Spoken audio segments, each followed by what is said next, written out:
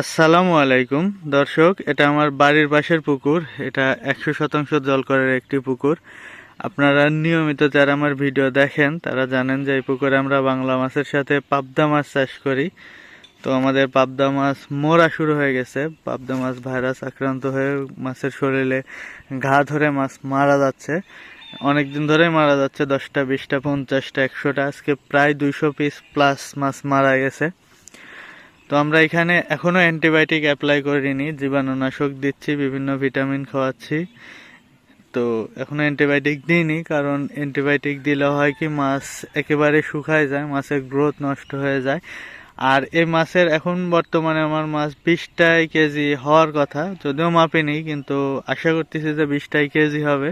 কিন্তু বর্তমানে মাছের বাজার একেবারেই খারাপ। যদি বাজারটা একটু ভালো হতো তাহলে আমি মাছ বিক্রি করে দিতাম, কিন্তু বাজার এত পরিমাণ খারাপ যে মাছ যদি এখন বিক্রি করি তাহলে লস আসার সম্ভাবনা আছে। তো সেই কারণে মাছ মারা যাওয়া সত্ত্বেও আমরা চেষ্টা করতেছি মাছ রাখার। এখন পর্যন্ত অ্যান্টিবায়োটিক দিইনি কোনো প্রকার, কারণ অ্যান্টিবায়োটিক দিলে মাছের গ্রোথ নষ্ট হয়ে যাবে। মাছ এখন যদি 20টাই কেজি থাকে, এই মাছ আরও ছোট হয়ে যাবে। পরবর্তীতে আমি যে খাওয়ানোর পরে মাছ সেভাবে আর বৃদ্ধি হবে না। আর যদি আমি অ্যান্টিবায়োটিক না খাওয়াই কোনো রকমে সারতে পারি, তাহলে এই মাছটা গ্রোথ নষ্ট হবে না। দেখা যাচ্ছে যে যে গ্রোথটা আসবে, আমার মাছ মারা গেলেও দেখা যাচ্ছে যে 5-7 হাজার মাছ, 10 হাজার মাছ আমার মারা গেছে। মারা যাওয়ার পরেও মাছটা যদি থাকে মানে সামনে যদি আমি ভালো বাজারে বিক্রি করতে পারি, তাহলে আমার লসটা পুষায় যাবে। সেই কারণে আমরা চেষ্টা করতেছি ঠিক রাখার জন্য। আমরা চুন, লবণ, বিভিন্ন কীটনাশক প্রয়োগ করতেছি।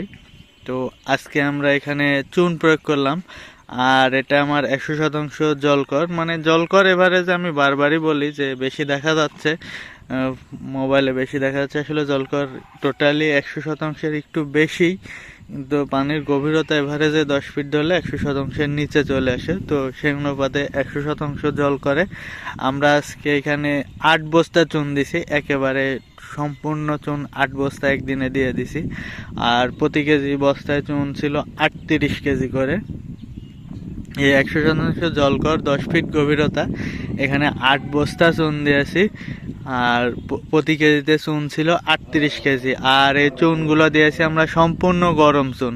গরম চুন বলতে চুন ভিজানোর পরে কোনো রকম যখন ভিজে গেছে তারপরে আমরা এই চুনটা পুকুরে দিয়ে দিয়েছি। তো এত পরিমাণে চুন একবারে প্রয়োগ করার কারণ, আমার পুকুরে যে মাছগুলি শরীরে ক্ষত হয়ে আছে, ঘা ধরে আছে, এভাবে দেখে দেখে আস্তে আস্তে না মরার চাইতে চুন দিলাম, গরম চুন, যাতে একবারে সব মারা যায়। আজকে 200 পিসের মতো উঠছে। আজকে যেহেতু চুন প্রয়োগ করলাম 8 বস্তা চুন, কালকে আশা করতেছি অনেক পরিমাণে, মানে বেশি পরিমাণে মাছ উঠবে। যেগুলার ঘাও ধরে আছে শরীরে, সেগুলা চুন ধরার পরে মারা যাবে। আর চুন দেওয়ার আরেকটা কারণ, যাতে যেগুলা ছত্রাকগুলো আছে, ক্ষতিকরী ছত্রাক পুকুরে থাকে, সেগুলা নষ্ট হয়ে যায়, নতুন করে মাছের ঘাও না হয়।